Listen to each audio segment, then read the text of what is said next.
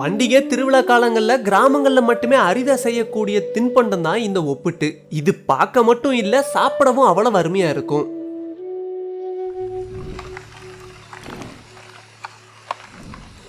ஒப்பிட்டு செய்யறதுக்காக 350 கிராம் கடலை பருப்பை நல்லா தண்ணி ஊத்தி கழுவிட்டு ஊற வச்சிடலாம்.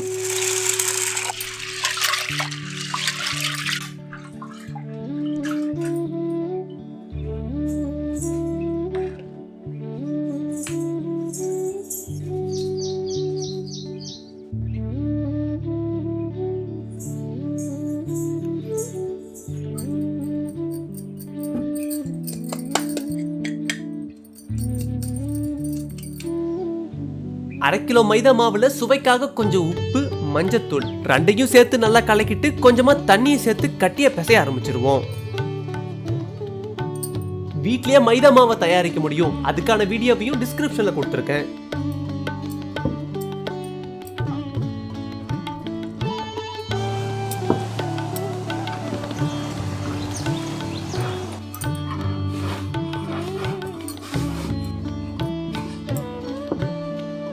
மாவை பிசையும் போது கூடவே கொஞ்சம் எண்ணெயை சேர்த்து பிசையும் போது நல்லா மெது மெதுன்னு கிடைக்கும்.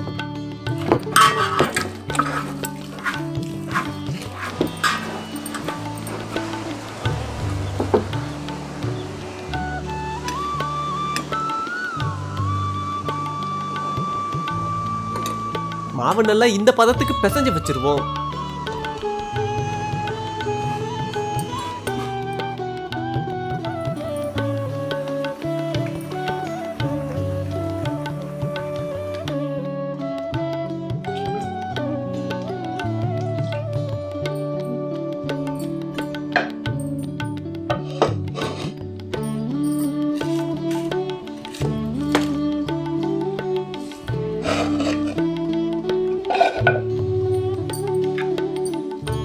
இப்ப 1 லிட்டர் தண்ணியில நம்ம ஊற வச்சிருந்த கடலை பருப்பை வேக வச்சுக்குவோம்.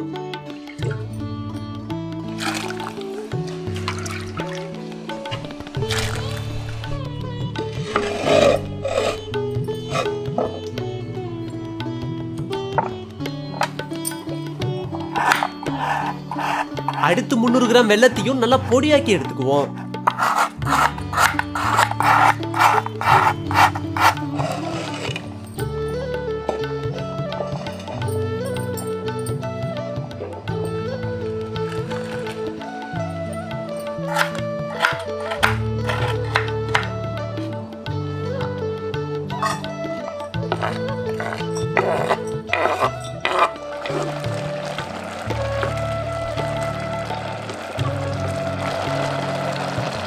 கடலை பருப்பு இப்ப அருமையா வெந்துருச்சு. பருப்புல இருக்க தண்ணியை வடிச்சிட்டு பொடியாக்கி வச்சிருக்க வெல்லத்தை சேர்த்து நல்லா கிளற ஆரம்பிச்சிருவோம்.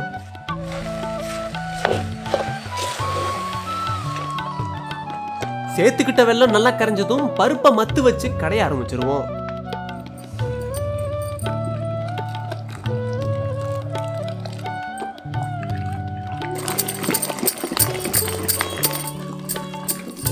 பருப்பை இந்த அளவுக்கு நல்லா கடைஞ்சிட்டு 5 ஏலக்காய பொடியாக்கி சேர்த்துட்டு 2 தேக்கரண்டி நெய்யை சேர்த்துருவோம்.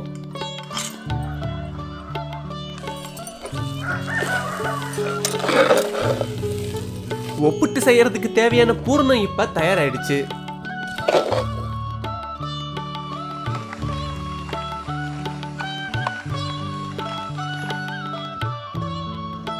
அடுத்து மாவையும் உருட்டி எடுத்துக்குவோம்.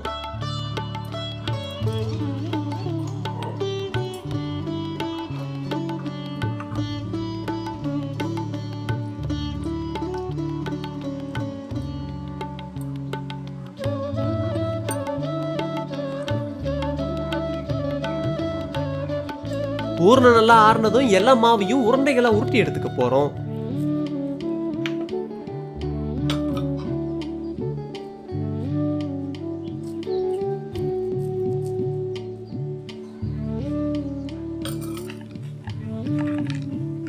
அடுத்து உருட்டி வச்சிருந்த மைதா மாவுக்குள்ள பூரணத்தை வச்சு ரொட்டி மாதிரி தேய்ச்சி விட்டுருவோம்.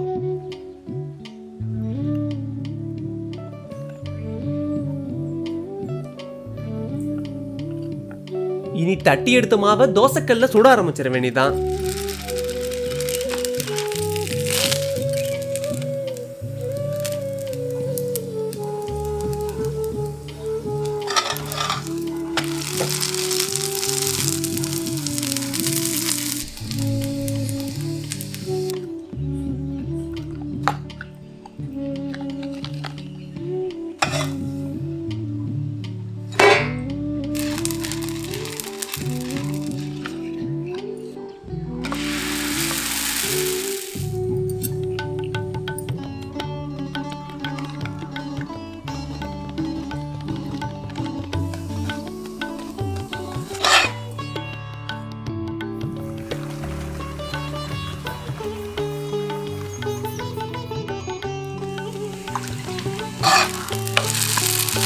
இதே மாதிரி எல்லா மாவையும் தயார் செஞ்சு ஒப்புட்ட சுட்டு எடுத்துக்கிட்டாச்சு.